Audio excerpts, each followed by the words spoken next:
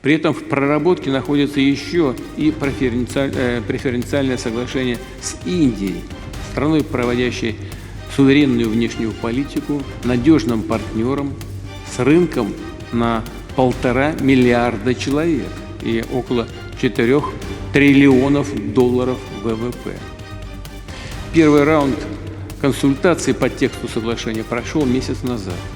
Отмечу, что в ходе нашего недавнего государственного визита в Нью-Дели индийская сторона выразила готовность активизировать процесс согласования этого важного дела.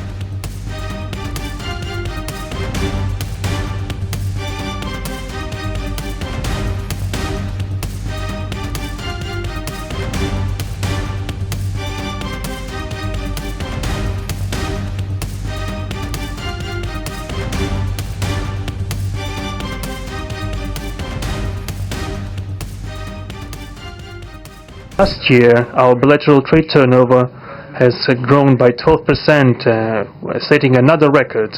According to different data, this number may look different, but it is generally around $64 billion.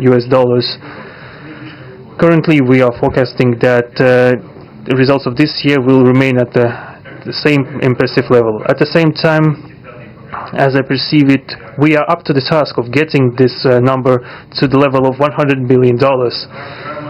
And to reach this important goal, we have harmonized the program of development of Russian-Indian economic cooperation until 2030. This comprehensive document gives us concrete set of objectives.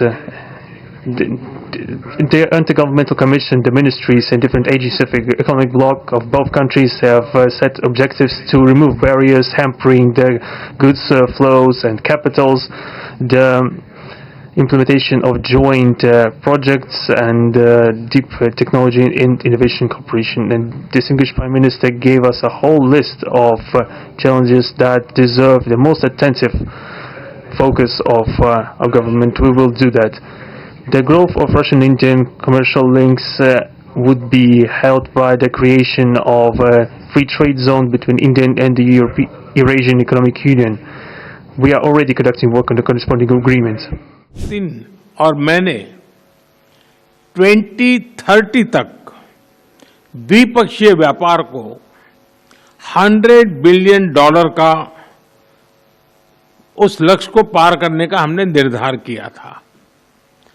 लेकिन कल से मेरी जो राष्ट्रपति Putin से बात हो रही है और जिस प्रकार के पोटेंशियल नजर आ रहे हैं, मुझे नहीं लगता कि हमें 2030 तक इंतजार करना पड़ेगा। ये मैं साफ देख रहा हूं। हम उस लक्ष्य को समय से पहला पूरा करने के संकल्प के साथ आगे बढ़ रहे हैं और मेरा विश्वास बढ़ रहा है। टैरिफ और नॉन टैरिफ बैरियर्स को कम किया जा रहा है, लेकिन साथियों, इन प्रयासों की असली शक्ति आप जैसे बिजनेस लीडर्स हैं। आपकी ऊर्जा, आपका इनोवेशन और आपका एम्बिशन, यही हमारे संयुक्त भविष्य को आकार देते हैं। फ्रेंड, पिछले 11 वर्षों में भारत में जिस स्पीड और स्केल के साथ हमने बदलाव किए हैं, वह अभूतपूर्व हैं। रिफॉर्म, परफॉर्म एंड ट्रांसफॉर्म, इस सिद्धांत पर चलते हुए भारत तेजी से विश्व की तीसरी सबसे बड़ी इकोनॉमी बनने की और आगे बढ़ रहा है।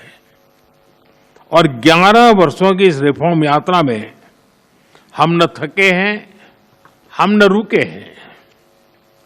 हमारे संकल्प पहले से ज्यादा मजबूत हैं और हम लक्ष्य की दिशा में बड़े आत्मविश्वास के साथ बहुत तेज गति से आगे बढ़ रहे हैं।